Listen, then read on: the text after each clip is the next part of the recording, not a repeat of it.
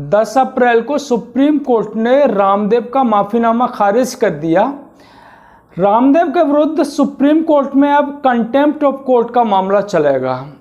तो जो रामदेव पूरे सिस्टम को अपने ठेंगे पर रखते हैं और वो सोचते हैं कि हर चीज़ को मैनेज किया जा सकता है, आखिर वो सुप्रीम कोर्ट के कंटेम्प्ट ऑफ कोर्ट के चक्कर में कैसे फंस गए। कंटेम्प्ट ऑफ कोर्ट का मामला अगर रामदेव के विरुद्ध चलता है तो उन्हें कितनी सज़ा हो सकती है और इस पूरे मामले को आम जनता को समझना क्यों ज़रूरी है, इस पर बात करते हैं। रामदेव एक सीरियल ऑफेंडर हैं और वो लगातार एक के बाद एक ऐसे काम करते रहते हैं जो अपराध की श्रेणी में आते हैं। मार्च 2020 में कोविड जब भारत में आया ही था, तब उन्होंने ये दावा कर दिया कि उन्होंने कोविड पर रिसर्च कर लिया और ये पेड न्यूज़ उनकी तमाम सारे मीडिया चैनलों पर चली। उसके बाद उन्होंने कोरोनिल नाम की एक दवा लॉन्च कर दी और उन्होंने बताया कि उन्होंने क्लिनिकल ट्रायल किया है उसके ऊपर, जबकि ऐसा कुछ भी नहीं था। उसके बाद उन्होंने कहा कि WHO ने उनकी दवा को सर्टिफाई कर दिया और WHO को इस पर सफाई देनी पड़ी। तो उनके जो गुनाह हैं उनकी फहरिस्त बहुत लंबी है। आए दिन उनके जो प्रोडक्ट हैं वो क्वालिटी टेस्ट में फेल होते रहते हैं, इसके बावजूद वो हर चीज़ को मैनेज कर लेते हैं। तो यही उनका कॉन्फिडेंस है, वो उनके ऊपर भारी पड़ गया। जब नवंबर में सुप्रीम कोर्ट ने यह कहा कि अगर रामदेव अपने प्रोडक्ट का विज्ञापन देना बंद नहीं करेंगे तो वह हर प्रोडक्ट पर 1 करोड़ का फाइन लगाएगा, तो उन्होंने यही सोचा होगा कि कोर्ट उनके ऊपर फाइन लगाता ही रहता है, उससे क्या फ़र्क पड़ता है।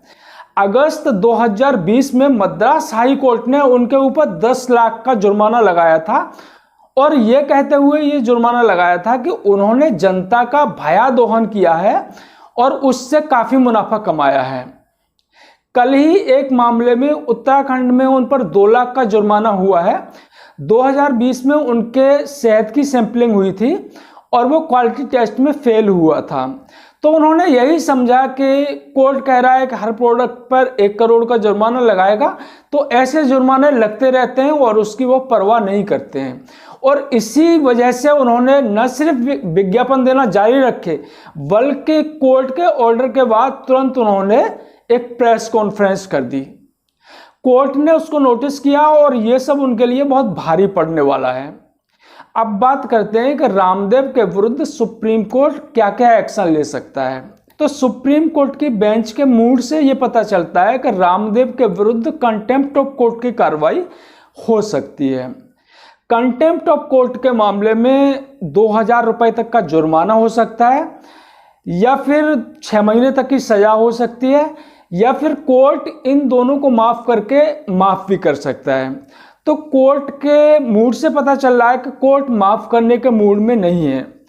तो रामदेव को 6 महीने तक की सज़ा हो सकती है, या फिर 2000 रुपये का जुर्माना हो सकता है, या फिर ये दोनों हो सकते हैं।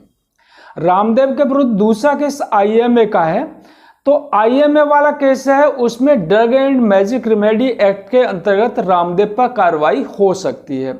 कोर्ट चाहे तो रामदेव को 6 महीने तक की सज़ा हो सकती है, या फिर जुर्माना हो सकता है, या फिर सज़ा और जुर्माना दोनों हो सकते हैं। जुर्माना कितना हो सकता है वो drug and magic remedy act में डिफाइन नहीं है, वो कोर्ट के विवेक के ऊपर डिपेंड करता है। तो ये सुप्रीम कोर्ट पर डिपेंड करेगा कि वो रामदेव के विरुद्ध क्या एक्शन लेता है। लेकिन इतना तय है कि अगर कोर्ट ने रामदेव को कोई सज़ा नहीं दी और केवल जुर्माना लगाया तो रामदेव पर कुछ ज़्यादा फर्क नहीं पड़ेगा। दरअसल आए दिन कोर्ट रामदेव पर जुर्माने लगाते ही रहते हैं, इससे उन पर कोई फ़र्क नहीं पड़ता है और उनका कारोबार लगातार चलता रहता है। उनकी कंपनी का टर्नओवर 40,000 करोड़ का है।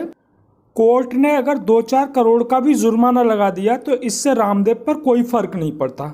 रामदेव ही क्या, तमाम सारी जो कंपनियां हैं उन पर जुर्माने का कोई फ़र्क नहीं पड़ता। हज़ारों करोड़ के टर्नओवर में अगर 2-4 करोड़ का भी अगर जुर्माना लग जाए तो कंपनियों पर आखिर क्या फ़र्क पड़ता है। अभी पिछले वीडियो में जैसा कि मैंने आपको बताया कि जो इलेक्टोरल बॉन्ड वाला जो मामला है उसमें जो 8 कंपनियां हैं उनकी दवाएं हैं वो ड्रग टेस्ट में फेल हुई हैं और उनके विरुद्ध क्या कार्रवाई हुई है नहीं हुई है कुछ नहीं पता है। ज़्यादा से ज़्यादा उन पर जुर्माना होगा तो वो जुर्माना दे देंगे, उनका काम चलता रहता है। तो रामदेव हो या कोई दूसरी कंपनियां हो, उन पर जुर्माने का कोई बहुत बड़ा फर्क नहीं पड़ता है। कोर्ट को यहाँ सख्त फैसला लेना होगा और कम से कम 6 महीने की सजा रामदेव को होगी, तभी रामदेव पर कुछ फर्क पड़ेगा और वह कुछ बोलने से पहले सोचेंगे, अन्यथा रामदेव पर कुछ ज़्यादा फर्क नहीं पड़ने वाला है। यही बात है जो जनता के लिए समझने की है।